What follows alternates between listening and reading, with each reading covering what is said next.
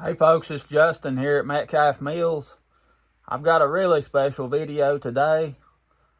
It's about a person that's really responsible for Metcalf Mills and what I do and how I am, and one of the main reasons that I do what I do, and that's my dad.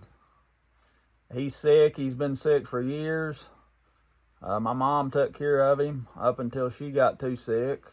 I took care of both of them, and now I take care of my dad all the time here at the house, his house where he lives. And I'm glad to share. We've been wanting to do this for a while. I'm glad to have him on my channel and let him talk a little bit and let y'all meet him. So I hope you enjoy. All right, folks, I'm going to introduce you to my dad here. This is Gerald, and he's been my dad for 37 years. And I'm going to talk to him a little bit, and we're going to talk about some things that's important to my life, and he can, if he's got anything he wants to say, he can. Dad, I guess we ought to start off by telling them about when you was born, because that's a miracle. Yeah, 1942, I was born on the head of this creek in an old house, and mother had complications, and they got the doctor up there, and when I was born, he laid me over and told me I was dead. My great aunt got me at Ruby Church, got me in the kitchen, started working with me. She worked about 2 hours, she said, and there's a little quiver come in my stomach, and I started breathing. So that's a miracle. The same spirit raised Jesus from the dead come into me and raised me from the dead. I've got a lot to be thankful for. Yeah, they said when the doctor come, I've heard Aunt Ruby tell that story many a time. She said when the doctor come, he just examined Daddy and laid him over on the dresser and said bury him. And the doctor left. Aunt Ruby got him, took him in the kitchen. She said she got her a pan of cool water and a pan of warm water, and said she'd put him in one a while and take him out and put him in the other, and blow in his mouth and work with him and move him around. And she said she done that over 2 hours. And she said there's a little quiver in his stomach, and it kind of come up and come out, and then she said he started crying and started breathing, yeah. Grandma was in the other side of the house, and they said when she heard Daddy cry, she screamed because she knowed her baby was alive. And Aunt Ruby was a tough mountain woman. I mean, she was farmed and worked, and she was just tough. And she said the next day her arms was so sore that she couldn't raise them up to comb her hair. That's how long and vigorous she worked with Daddy to get him to living, and she did. It was a miracle. Yeah, it sure was. And Grandma said Daddy couldn't set up good till he was 3 years old, but once he got up and got started, you couldn't stop him. He helped Pa farm, and he worked at the sawmill and worked hard off-bearing lumber and doing all kinds of stuff, driving trucks, and then later on he worked at Grovestone Rock Quarry running big equipment, and he'd farm too and work all day on the job and come home and farm till after dark sometimes. And he worked hard, and I feel like if he hadn't worked so hard, he wouldn't have lasted as long. Sometimes I wonder if working so hard didn't make him not last as long. Do you know it? Well, man. Yeah. But here where we live, my grandpa bought this place from another family member, I guess over about 70 years ago or something, I guess. And been here ever since, but... Yeah, Daddy bought this in 59. Oh, 59? Yeah, when he bought this. Oh, okay. I couldn't remember exactly what year it was. And old Dad, he's helping pile a log one time, and he got his leg mashed off with a log logs, they was rolling them up on the truck. That's the only way they had to load them back in the olden days. And them logs kicked out, didn't they, Daddy? Yeah. And Daddy took off backwards to get away from them, and one of them logs has a rock sticking up there, wouldn't it, Daddy? Yeah. And his leg hung on that rock, and that log come in and just mashed his leg right against that rock and just mashed it nearly off. And he's in a big cast for a long time, and he got his right eye knocked out with a nail over here in Pa's barn loft, driving a nail. It flew out and stuck right in his eye, and he's been through more than any one man I know of. But most of all, he's been a good daddy to me. I can't say enough good things about him. I've got all kinds of good memories from time I can first remember of us doing stuff and him doing stuff and taking time with me. And this cornmeal business, this grain mills and stuff, I've got him to thank for that, because he's the one that he'd tell me stories about going to the mill with my grandpa when he was a little boy, and I could just the excitement and the feeling he had for that when he was telling me, it just got in me, and I love it too. And anytime when I was growing up, I was always looking for old stuff all through my life, and we'd hear about something or a corn mill or something off somewhere, and I'd mention it to him, and most of the time we'd go jump in the truck and go hunt it, wouldn't we, Daddy? Yeah. Yeah, I wanted to, when you get through, I want to tell about when I'd go with Paul. Yeah, I want you to. On Saturday morning, Dad and Amber, they had a meal over on Indian Creek, and on Saturday morning they'd go to grind, and I had something to look forward to because I'd get to go with them. And I was about 10-year-old, I think, at that time. And what they'd do, people would set their corn out up in the creek, and they'd pick it up as they went up. They'd take it up there and grind it. They'd set it back out when they come out after they ground their corn. So that was, people look forward to that. On Saturdays, Paul? Yeah, on Saturdays. Come and getting their corn and grinding it. Yeah. He had a pickup route, didn't he? Pick it up and go grind it and then drop it back off. Yeah. Yeah, and that corn mill that my grandpa was running then, he had it down here in the crib shed, and the bottom got rotted off of it because it got down on the ground, and he gave it to me when I was about 14. And that's the one, if you watch the video with me going over to Jancer Franklin's, he's the one that helped me to dress those mill rocks, and that little mill that my grandpa was running when Dad was a boy. Jancer helped me do that, and I restocked that thing, put it back together when I was 15 years old. And we ground corn on it, didn't we, Daddy? Yeah. I hooked it up to his Daddy's little garden tractor. He had a garden tractor he mowed and worked the garden with, and we rigged a pulley up on that so we could run that little corn mill. We ground corn, didn't we, Daddy? Yeah. So, like I say, I'm thankful for Daddy, and he's an important part of what I do, because if it hadn't been for him, I would have never had the interest and determination to do that, because he just passed his love for that, them good memories he had with going with Pa over there and the fun he had. He just passed that on to me, and I'm really thankful for that, Daddy. One more thing I forgot to tell you. When they grind that corn, I'd catch that meal when it come out of the spout, and I'd eat it.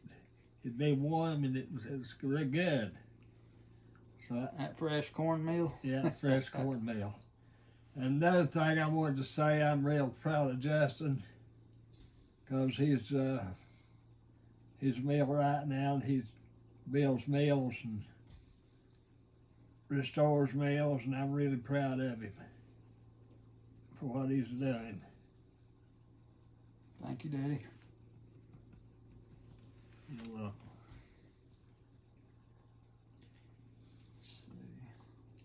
And I wanted to tell you about that old mill they had over there, that old engine they had. They used a belt to pull the mill. And most of the time, I think, best I remember, it was hard to start because it's been started once a week. So it was hard to start. I can't remember what kind of engine it was. I don't know if it's an A model or... I think Paul told me it's an A model motor. Probably was A model. Yeah. A model Ford, wasn't it? Yeah. It's been several years ago.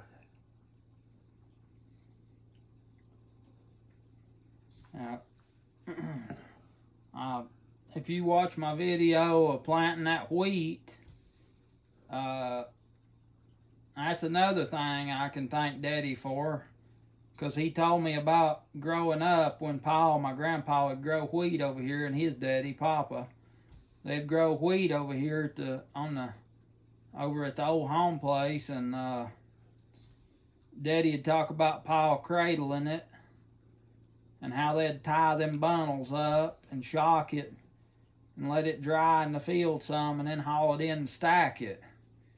And then the thrasher men would come and bring a thrashing machine, and they'd thrash that wheat, wouldn't they, Daddy? Yeah. Then Daddy'd bag it up and take it down there in the barn loft, and had some big old boxes, chestnut boxes down there he'd put the wheat in. So I guess, I don't know how much them boxes hold, but they was a big box. I think there's about 3 of them in that barn loft. 3 big boxes? Yeah. That big old barn over here he's talking about, where my grandpa put that wheat up in the barn loft in them big boxes, they sold that barn and they took it down and moved it to, if I remember right, the university at Greenville, South Carolina, and they got some kind of a studio up in the loft of that barn now, I think. I wonder if them big boxes are still in there. I don't know. I've been wanting to go down there and see that sometime. Probably are. Yeah. And also, my great-grandpa, Dad's grandpa, he had a little shop over there at his house where he'd work on farm tools and stuff, and he had a forge in there and a blower. And Daddy's tell me about when he was little, he'd crank that blower to blow that current of air in that forge to heat that steel up so they could work it, wouldn't you, Daddy? Yeah. For my grandpa, my great-grandpa, and I've got that blower, too, that he cranked when he was little. But all these things that make up my life, Dad shared with me, and they meant a lot to him, and he just passed it on down, and I just got a feeling for it, them things from him, and it don't matter, it ain't ever too late. If you got children, you've got good things to pass down to them. And if you think you don't have good things, well, make some. You can start right now and make some good things that they'll remember. There's too many of them now that's looking at a screen all the time and they don't see no real life. And that's a sad thing, and we need to work on it. And I'm pretty kind of strict with my girls about how much they're looking at the screen and whatnot, but there's a lot of good things that needs to be carried on and done, and I'm going to try to do my part thanks to you, Daddy. You handed down the real stuff to me, buddy. Thank you. I'm really proud of you, Justin. Well, I know you are, and I appreciate it. Because many people could take a mill like you've done and part it rotten and rebuild it and go to grinding corn. Yeah, me and Jancer was talking about it the other day. You brought me over there and dropped me off when I took them mill rocks over there. Yeah. And I stayed all day over there, and he helped me, showed me how to dress them, and do and stuff. Yeah. He's talking about that. He said his wife said after that, well, I wouldn't have took my young'un someplace like this and left them. Jancer said he knowed who we was and how we was. He knowed he'd be all right over here. But JB and Mildred, they had knowed him for a long time. Yeah. You knowed when we went over there, you knowed how they was. Yeah. No, there wasn't nothing to worry about. Good people. Yeah. Yeah, I had two good parents. Mother and Daddy was the best. They really put their heart into us, and they sowed a lot of love. And when you sow love, it's gonna grow, and you'll reap love, and that's how it works. Daddy, he's kind of about past going, and I do the best I can to take care of him, and I do a pretty good job, don't I, Daddy? Yeah, you do. We can do a real job. Yeah. Do a good job. We eat good, don't we? Yeah. Yeah, we do. Yeah, I know it's hard on him because he just has to lay around and can't do the things he wants to do, and that's one reason I started making these videos, because he can't get out with me and work like we used to and do things that I do, but he can watch these videos and pretty much be right there with me, especially if he watches them with me. So yeah, that was another motivation. I had to do these videos so I could share what I was doing with Daddy, and it wouldn't be hard on him, and he could be right there and see just exactly what I was doing. Yeah. And it works good, don't it, Daddy? Yeah, it does. There's been a lot of people say that it's helped them and what they're doing, so that makes you feel good too, don't it? Yeah.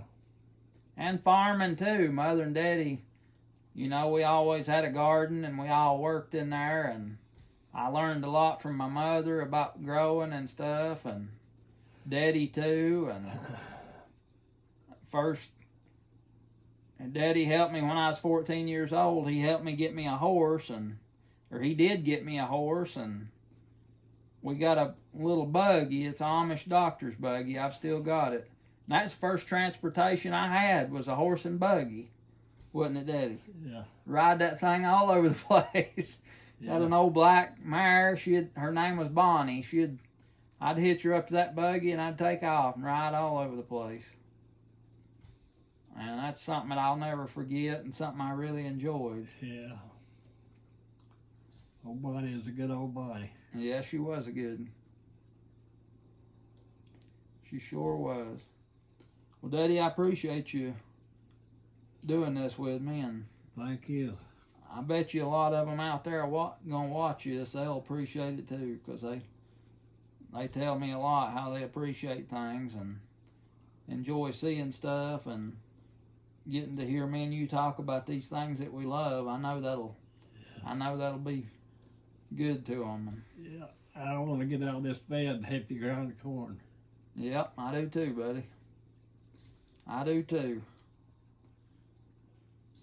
When I get this video finished up and on there, we can sit here and watch ourselves and laugh at ourselves, can't we? Yeah. Yeah. Yeah. What are you doing, girl? Can I get on the bed too? Can you get up here? Why, yeah, you can get up here. Come on. Oh, What are you up to? you moved all the stuff. Huh? You moved all the stuff. I had to move Paul's things there. He keeps beside him so I could lay down here. We made a video here, me and Paul talking about some stuff. You want to watch it when I get done? When I get it fixed? Yeah. All right, you can. I'm gonna sit right here. You might learn something from me and Paul, mightn't you? What? You might learn something from me and Paul.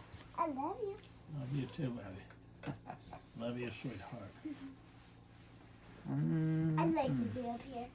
Well, come here so we can tell them bye. Get right down here out of the way. Love is the greatest, ain't sure. Yeah, it is. Yeah. Well, folks, we hope you enjoy this video. Let me and Daddy know what you think about it. And we'll try our best to respond to you and answer any questions you got in the comments. And we hope you enjoyed this, what we've shared over the years, and now we're sharing it with you. So this is Justin and Gerald, my dad, and Charlotte at Metcalf Mills. Bye. thank you for watching, and we hope to see you next time. Bye. I'd like to say one more thing. Love is the greatest. That's what I ask God to make me, pure love. Bye. Nothing greater than love. Bye. Thank y'all. That's right, Dad. We love you. Yeah. That's right, Dad. Bye. When's it gonna stop? Love you, Dad. Love you, darling. All right, girl.